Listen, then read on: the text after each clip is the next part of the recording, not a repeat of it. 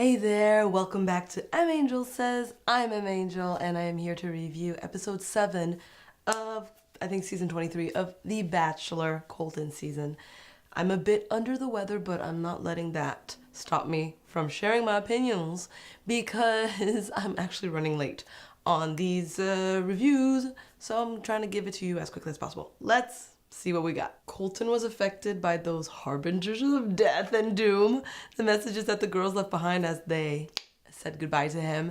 And he talks about them in the confessional at the beginning of the episode. He's really cute in selfie mode. So this is the episode when we go to his hometown of Denver, Colorado. Colorado is such a beautiful state. I've never been, but it's one of the rare places in America that I'm like, I have to go there someday before I perish. The intro sequence was endless. A lot of walking montages. Feels like the girls walked from Thailand all the way to Denver. Like, my God, it was endless. Ben! I love Ben. He was my favorite bachelor. I don't know if Colton takes the cake. Ben, man, it's Ben. I don't understand why Ben is still single out here. Like, it makes no sense. He's Ben. Although he seemed really uncomfortable and the whole thing was very rehearsed, you know how they're like sitting and watching each other and like talking about things and the cameras are right there. I think that Ben gave him great advice. He really told him, address the fears you have. Tell the girls I'm scared and these are my concerns. Ask them straight up, what are your intentions? How do you feel? Where are you in the process right now? Lean into the process, give yourself to it. It's so wise, my love. So Colton meets up with the girls and no time to lose. Time is money, time is love. He snatches Tayshia for the first one-on-one date. Walk his dog, chores, fun. This time the date was very comfortable between Tayshia and Colton. I still feel like Tayshia is putting on a show or there's something not completely let loose about her. Everything feels kind of surfacey or airy. I don't know. But we see a little bit more of her in this episode, I find. Yeah, Colton is home, so he's comfortable. He's in his element, and the chemistry is really good between them. It looks good. I think they're cute together. They have a good energy. They seem to be happy. There's just a je ne sais quoi that I find is missing. What do you think? Let me know in the comment section. So he kind of asks her, Tay, drop the gossip. Who's out here playing with me? And she keeps it real with him. She tells him how she feels, what her impressions are. Before we get to her impressions, we cut to Cassie and Kaylin, who are talking in a very worried way and very childlike way. I don't know, the way these girls talk, it's like they're little girls, Oh my God, I'm so worried about what he might think about me. Why do you talk like children? I don't get it. Maybe it's just I'm not like that. Maybe it's a wrong impression, but somebody who expresses themselves in such an unsure and childlike way doesn't feel like someone who A, knows what they want, B, is ready for a serious relationship. They feel like they need to mature, grow, and figure out themselves first. That's just my opinion. Also, of course, the montage. They're showing these two girls who were worrying about, is Tayshia gonna say anything? Like, does she have anything to say? If you're worried, then maybe you know in your heart of hearts that you've got something to worry about, right? If I was them and I knew that Colton would be on this like witch hunt for which girl isn't ready to be in this process and isn't committed to me, and I know myself and I've made it clear that I'm interested, I would just be talking to everybody like, I think that it's this girl. I don't know if I should tell him or not. I probably wouldn't tell him because it's not my business. And if he asks, I'll tell him, look, here's my impression. I'll be straight because I'm an honest person, but I will definitely not linger on it. Honestly, it's a tough situation to be in, to be the snitch. Basically, Tayshia tells him that it's Cassie and Kaylin don't seem to be the most ready. There were rumors of them talking about being the Bachelorette already, about not ready to be engaged, about going to parties after this. Oof, and voila, you see how Colton feels? It's like, I don't want the guy that I'm dating. I tell him all these things, and now he feels this way on his date with me. Upset about some other bimbo. Like, no, he should be focused on me and happy with me. Show something that he asked Tayshia, I think that if he was on a date with Hannah, he wouldn't bring this up because he would be fully immersed in the date with her. You know what I mean? Poor Colton. So then we go to his apartment, a very nice apartment. I lived in a condo that looked like this. It had the dark wooden cabinets and the same handles too. It was crazy. And not a semi-basement, but a place that had no lighting against the brick wall. Interior decoration advice: you want white cabinets, white. They're called cabinets, right? You want them to be white to reflect light, and it brings more light into your space if you don't have a bright apartment. Dinner date, very cute, you know, it's very homey, very relaxed, doing things that a normal couple would do, cooking together, dinner at home, and then chilling in the bedroom. Colton talks about wanting the father's blessings for all the girls that he's going to propose to.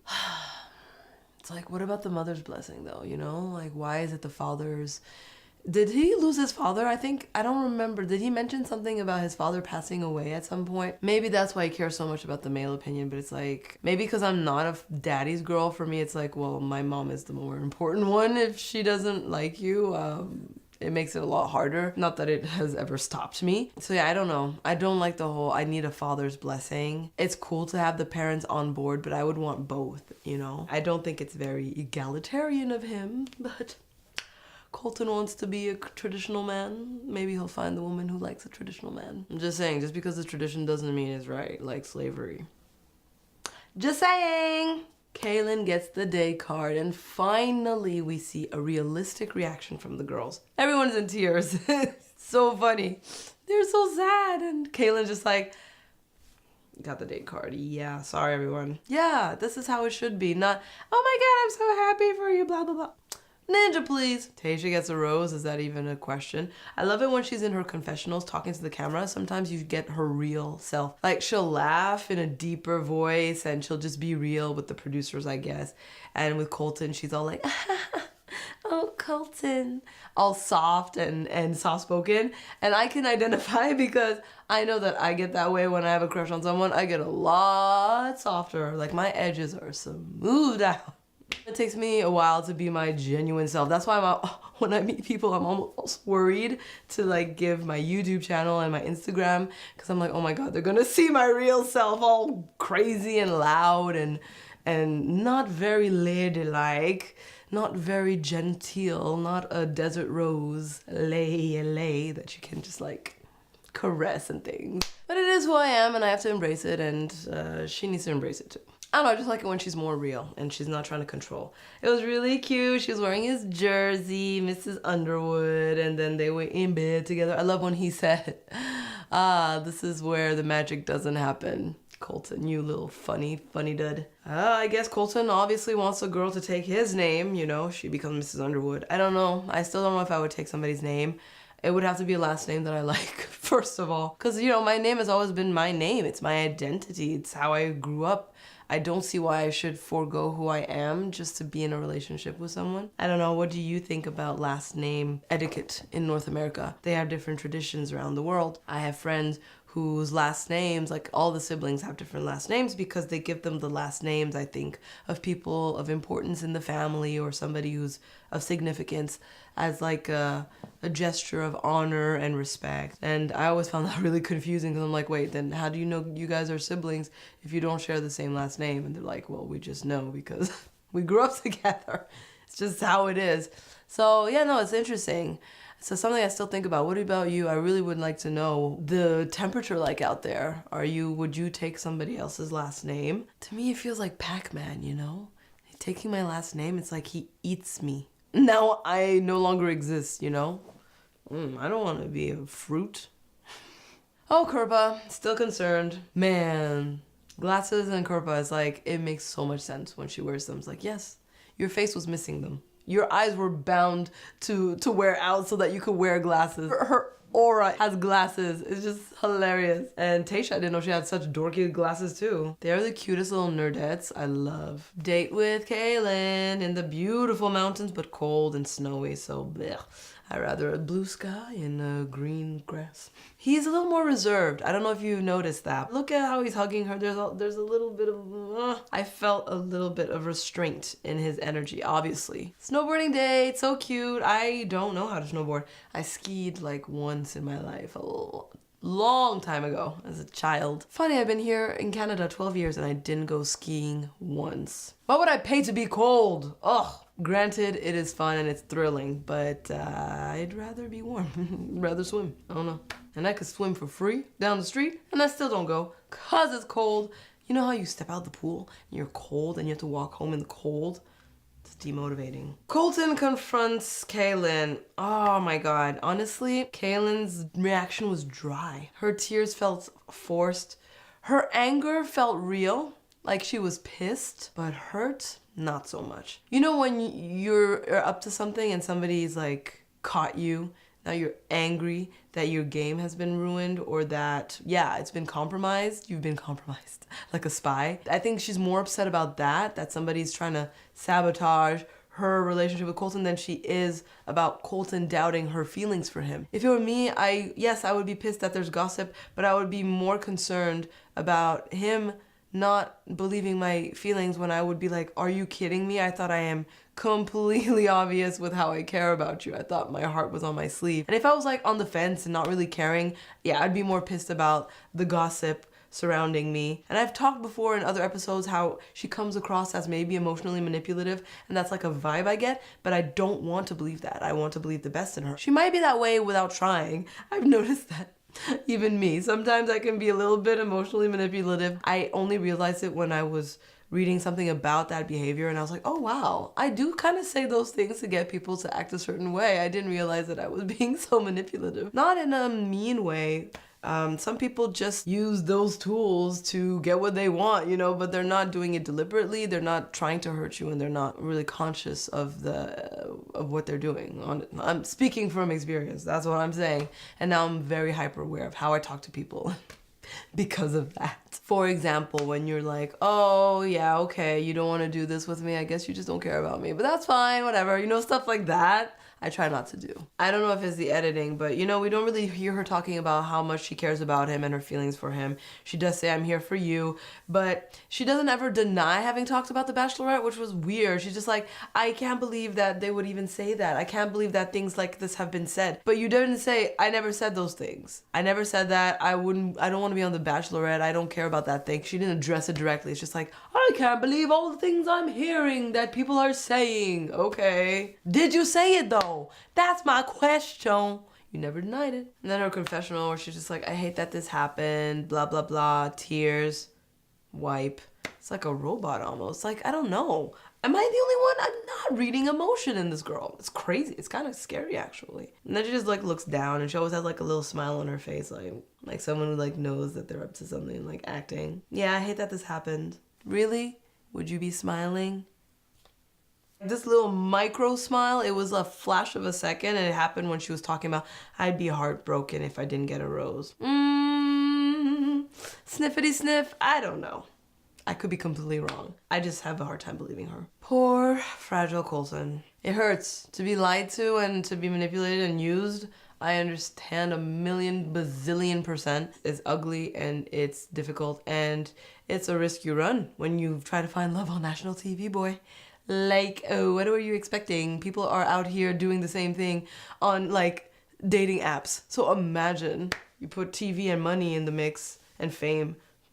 So at the dinner with Kaylin, she talks about how she wasn't able to articulate what she meant, that she was in a shock, and that she just felt like the future she had envisioned for herself was being ripped away from her. And it's so funny because that's what I was thinking. I was like, she's probably upset because the future she envisioned is being taken away from, like she feels like it's slipping. But it's not the future with him. It's that socialite future. It's that Bachelorette future. It's that whole Little Miss Beautiful, whatever her image will be on national TV future that's being ripped away. I mean, maybe I'm being cynical. Her speech coming back and being like, now I know what to say and here's my words after having digested all this. I'm sorry, but I've seen this a lot with my ex. When people are taken by surprise or off their guard, whatever it is, they show you who they really are. And then when they think about it, they put the mask back on, they tell you what you want to hear. And that's how a lot of people stay in abusive relationships or let people trick them and blah, blah, blah, because they smooth things over later.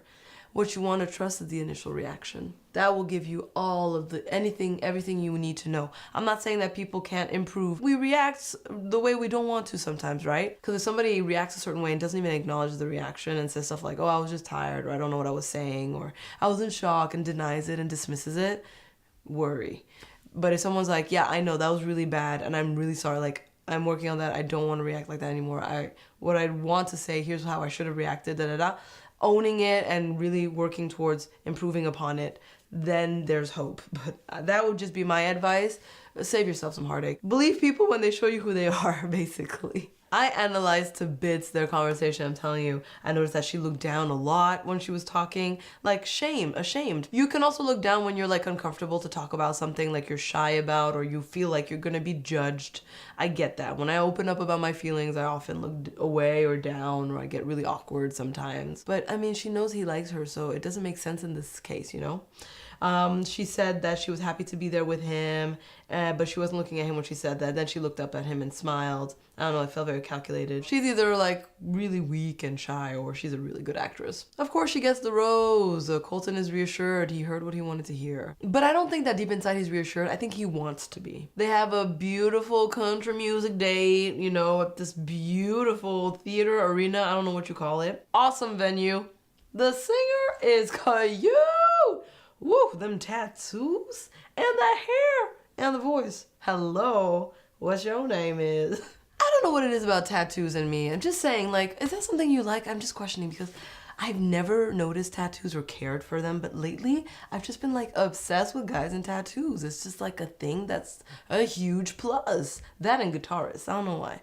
So much so that I got my own tattoo. Look at this. And it didn't cost me hundreds of dollars like you fools. It cost me like, it's a sticker. Oh, it's cheap and it'll last a few days. That's all I need from tattoos. I'm a person who likes to change my look often, so why would I get a tattoo for life? It doesn't make sense to me. Back to this, Hannah B. Crazy Beastie Hannah gets the date card. She is glowing, of course. The Gossip Girls, emphasis on girls, get together, of course, to talk about the outrage. Oh my god, like, I can't believe that she would talk about you. That is so mean. Oh my god, that is like, I can't even believe it. Cassie said, like, it makes me think, are my words gonna get twisted too? What did you say that your words could be twisted? Clearly that means that you said something that could be misconstrued. So you clearly aren't all clean here, you know what I mean? I don't know, I get a vibe from these two. That's not a very authentic one. I feel like they both know that they're being recorded right now, so they're putting on the cutest facade that they can. Oh my god, really? That's what happened? Getting my angles? Is the light hitting me in the right way? Awesome. Cut. I love that Kaylin's like, I don't like confrontation, but Tayshia needs to be put in her place. And then she's like, can we talk? Yes. I was just a little bit bothered by the fact that you kind of brought this up. I mean, where's the beef? Where's the anger? Where's the outrage? Interesting. I get it. I hate confrontation too. So I'm usually the same. You know, inside I'm fiercely pissed, and outside I'm like, look, I want to be as understanding as possible. I don't want to ruffle feathers. I don't want to upset anyone. So I understand the fakeness. I thought it was interesting that she was like, I don't understand. It feels like our friendship was a lie. See, that's what I'm talking about, emotionally manipulative, you know, where you're putting the other person in a situation where now they're going to be like, oh my god, I don't want this person to think I'm a bad person. Playing the victim card. Was our friendship a lie this whole time? Instead of being like, look, why did you say these things? I never said this, so what's your angle? Instead of talking about the issue. You see what I mean? You see what I mean? Tayshia mentions that when Katie left and gave her doom speech, Kaylin and Cassie were the only ones who were worried. Okay, sure, that could be an indication of something. I don't know that that's enough to be like, okay, must be them. And then Tayshia bounces, but honestly, maybe it's just my interpretation, but Kaylin just looks like she's upset that her manipulating tactics aren't working. What are your thoughts? Okay, I was super confused. Colton takes Hannah B to meet his family. Hannah B? To meet his family? She's the least presentable, the most unhinged one. I didn't understand his choice. Maybe he has the most doubts about her and he was like, maybe my family could shed some light and clarity. His dad gave good advice. He's just like, dude, trust your gut. Okay. You know, it's not always that easy though. Finally, Colton says he isn't in love with Hannah. Yeah, well, We know. The interaction between Hannah and Mama Underwood. I love Hannah's all like herself and big smiles and everything, and I'm so in love with him and crazy eyes. And Mama Underwood's just like, okay, come here, baby. It's like she knows. This girl's unhinged. This girl's not meant for her son, but she's nice. She's a nice woman. In the car, yikes, after the date, the way Hannah was like, are you okay? And Colton is so lost in thought. Yeah? Oh, yeah, I'm fine. Woof, woof. Talk about a red flag. Yeah, clearly he's not, because he knows he has to break up with her. Hannah B, that dress, I loved it. Mississippi River back in the day meets Britney Spears, bubblegum juice. I don't know what. It was just, it's beautiful. I love that dress. I really do. It suits her. Like our friend in Singapore would say, it is a stunner. The date in the plane hangar though? Okay. I thought that was a bit creepy. Feels like a place where haunted things would happen. Colton's energy during the whole evening, you could tell he's preparing to deliver bad news. And he does. The group date card comes and we see the bad angel inside of Kirpa come out. Really, girl? She just says, I'm gonna tell Colton what's up if he asks me. The sloth. I'm gonna call her the sloth because she's like half asleep and so slow. So slow. My God. Oh, she don't play. This is Kirpa. There's no nonsense there. If Kirpa tells you something, she means it. He breaks up with Hannah and she tries to keep that same crazy, happy, plastered, plastic fake look on her face. But the pain in her eyes. Honestly, I feel like she is someone who's in the sunken place. I don't know who did what to her, but she's in there and she's screaming through her eyes, get me out, help me. There's a person who needs therapy and to learn to embrace feelings because this is scary. Is it not? She's the perfect character for a horror movie, a thriller rather. In the car, she talks about how she is all the things that Colton says he wants. Yeah, of course. I've met guys like that who are almost all the things I want, but there's like, no, they're not the right person. They might do the right things, but they're not the right person, you know? They come for her bags. The girls are shocked. Are they really though? Was this a shock? Really? Next we have the group date. Whoosh, the mood shifts and changes. Look at that car ride. Ooh, nobody wants to be there. Choo-choo. Date starts off on a train, Hogwarts Express. Sheldon Cooper would love this. Beautiful mountains. Oh my God, the view must be incredible. Colton takes Heather aside. Heather doesn't even skip a beat. She doesn't even wait. She's just like, look, I don't think this is working out. Okay, but that's it. I'm very proud of her. You know, honestly, when I was looking at the shots they showed of him in the train with her, he was sitting next to her, but he didn't look at her once. He was just like talking to the others, looking at the landscape. It could have been the shots that they chose for editing. But as a girl, I would feel like this guy doesn't even care that I'm here. Maybe he kept looking at Hannah, so she could just tell, look, it's gonna be those two. It's not me. I need to get out of here. The girls talk about Cassie and Kaylin.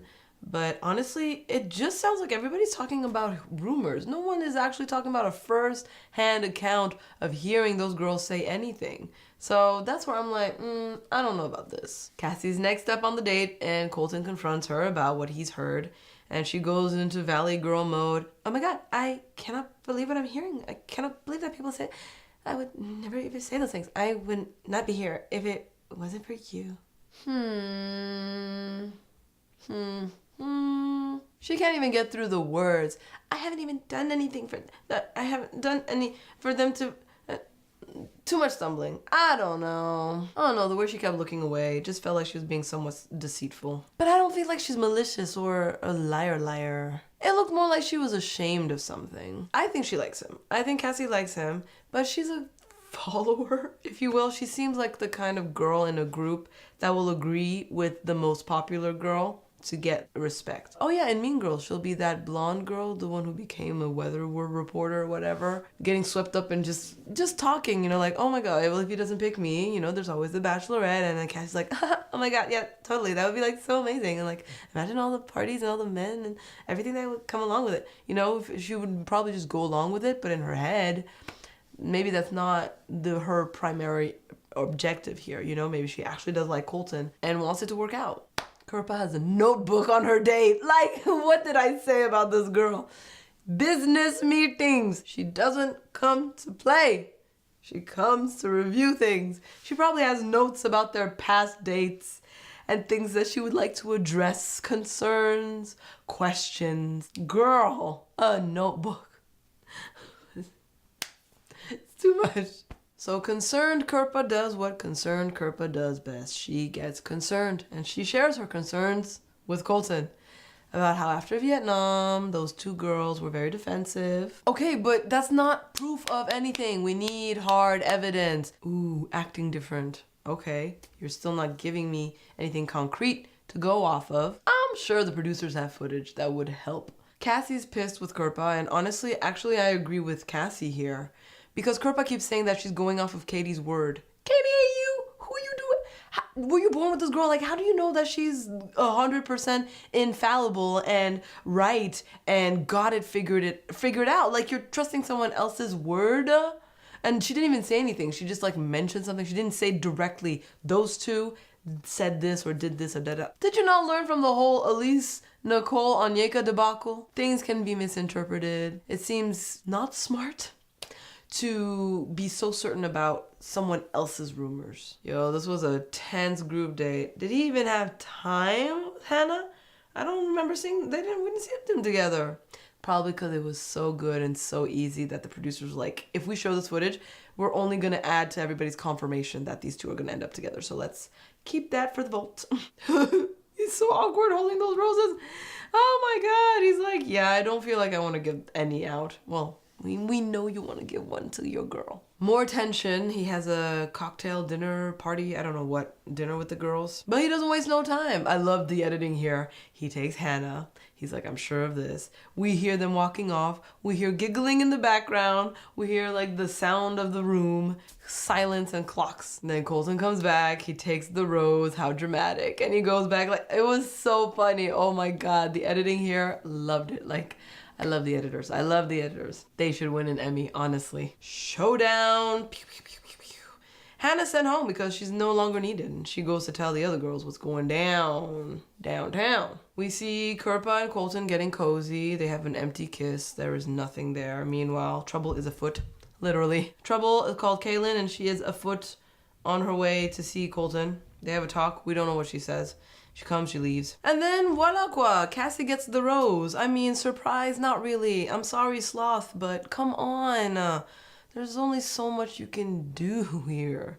It just was not meant to be. Not at all. Not these two. But Kirpa kept it cool until she gets to the car. I don't know why Kaylin got involved. I'm not sure what her angle is here. Like, why? What would be her benefit here? Why would she? I don't know. I wonder if her words even played a part in his decision. I doubt, because, I mean, come on. Look at this kiss. This real, delectable, I want to eat your face kiss. He is attracted to Cassie. He's not so much attracted to Kirpa. They don't have this similar energy. Oh my God.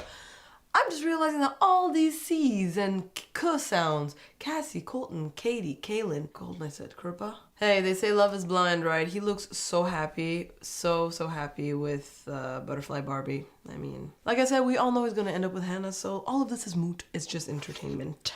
And then we have this really funny outro where Mademoiselle Tasha had some chocolate on her butt. In her butt crack. And she's trying to remove it and all in the funniest way. It looks so funny. And he's like, you're basically wiping your butt in front of everyone. I love the little bloopers at the end. They're levity. It's fun. There you go. That is my review of episode 7. I would love to hear from you. I would love your feedback. What did you think? Do you think Colton did the right thing? Did he pick the right people? Would you have done the same? Would you have done differently? Do you have a sense of how the hometowns are gonna go? And any thoughts and feelings, I would love to hear from you in the comment section below. Thank you so much for watching another episode. If you made it this far, I commend you and I respect you and I thank you again for spending time with me.